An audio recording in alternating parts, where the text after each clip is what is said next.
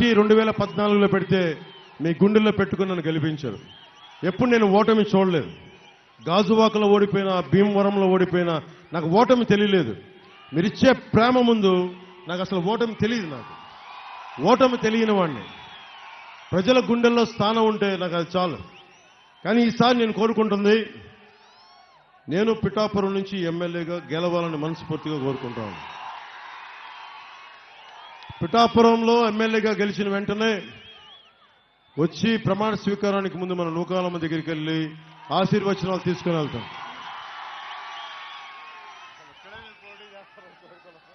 పాపం కొంతాల గారు అడిగారు అనకాపల్లి నుంచి పోటీ చేయమని.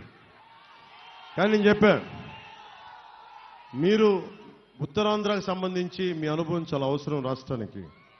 నేను ఒక్కడే సరిపోను, మీరు కూడా రావాలి ఇక్కడికి, మీరు కూడా అసెంబ్లీలో ఉండాలని కోరుకొని ఆయన మనస్ఫూర్తిగా నిలబెట్టాను.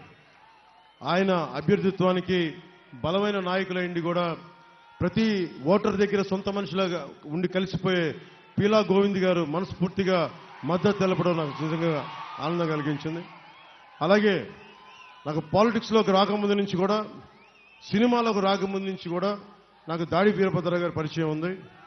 దాడి వీరభద్రరావు గారు మనస్ఫూర్తిగా నా కృతజ్ఞతలు తెలియజేసుకుంటా ఉన్నా. ముఖ్యంగా కులాలకి, మతాలకి, ప్రాంతాలకి అతీతంగా మా కూటమి నిలబడుతుంది. మీ ఆశీస్సులు కావాలని కోరుకుంటూ తిరిగి విజయనాథంతో అనకాపల్లిలో అడుగు పెడతాం మళ్ళీ భవిష్యత్తులో.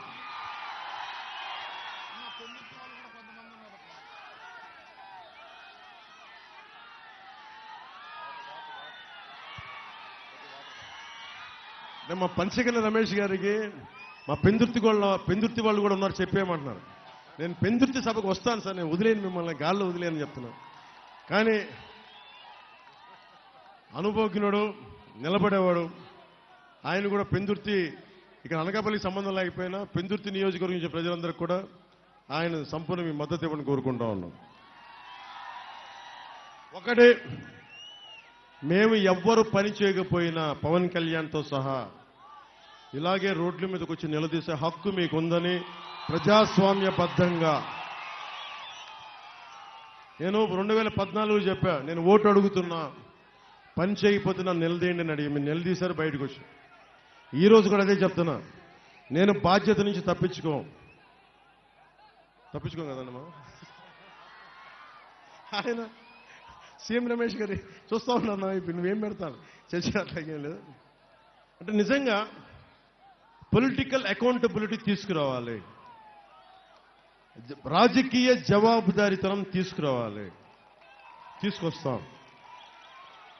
ఎందుకంటే ఈ రోజున నేను కూర్చోబెట్టి అందరికీ ఓట్లు వేయమంటున్నాను అంటే భవిష్యత్తులో ఆ జవాబుదారీతనం నేను తీసుకుంటాను.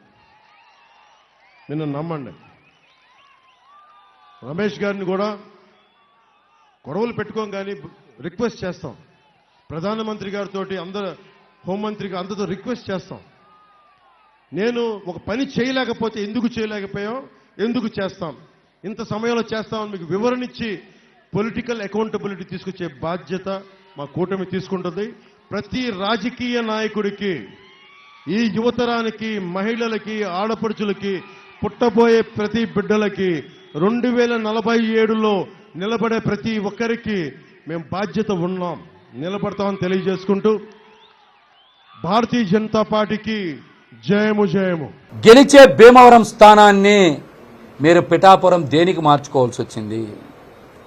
భీమవరంలో ఉన్నది 2 పార్టీలే కదా, జనసేన పార్టీ, వైసీపీ పార్టీ.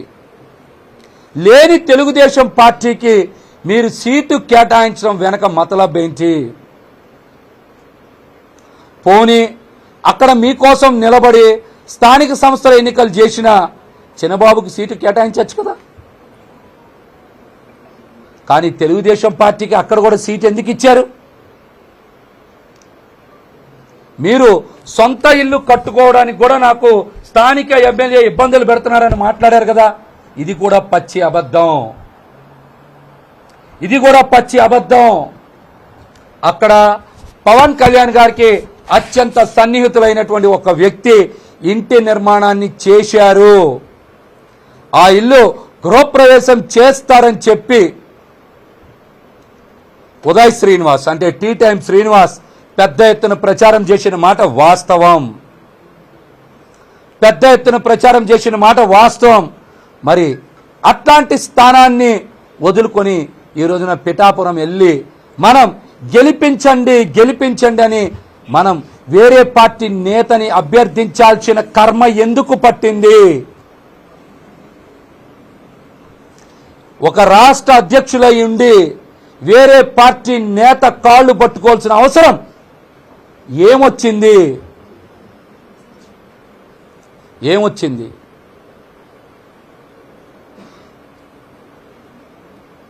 ఏమొచ్చింది? సాయంత్రం మళ్ళీ మా చంద్రబాబు గారు చెప్పచ్చు, రోజు మేము ఇద్దరం పక్కనే కూర్చునే వాళ్ళం ప్రతి మీటింగ్లో కూడా. పశ్చిమ గోదావరి జిల్లా అధ్యక్షుడు మహేష్ గారు నాకే ఇంట్రెస్ట్ లేదు అందుకే పోటీ చేయలేదని కూడా చెప్పిస్తారు సాయంత్రం నుంచి. సాయంత్రం నుంచి ఈ మాట కూడా చెప్పిస్తారు. రమణ గారు వినొచ్చు సాయంత్రం ఈ మాట కూడా, ఈ మాట కూడా వినొచ్చు. అసలు అనకాపల్లి సీటు మనం ఎందుకు వదిలేసుకున్నాం? అనకాపల్లి సీటు ఎందుకు వదిలేసుకున్నాం? అక్కడ నాగబాబు గారు పోటీ చేస్తారని కూడా అందరూ మాట్లాడుకున్నారు.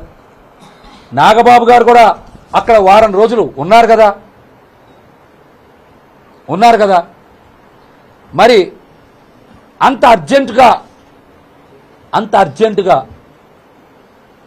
ఎందుకు అనకాపల్లి సీటును వదిలేసుకున్నాం?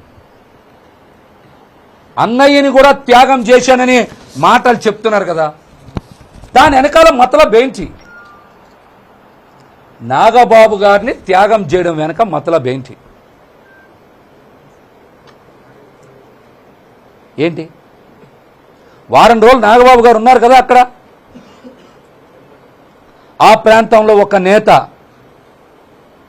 అనకాపల్లిలో పెద్ద ఎత్తున కంపెనీలు ఉన్నాయి, ఆ కంపెనీల దగ్గర ఫండ్స్ వసూలు చేయాలని నిర్ణయించుకొని కొన్ని కంపెనీలకి ఫోన్ చేశారు, కొంత డబ్బు వసూలు చేశారు.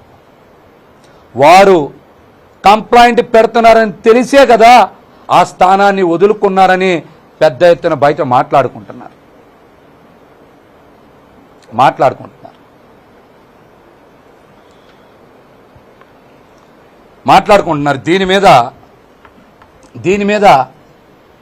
దీని మీద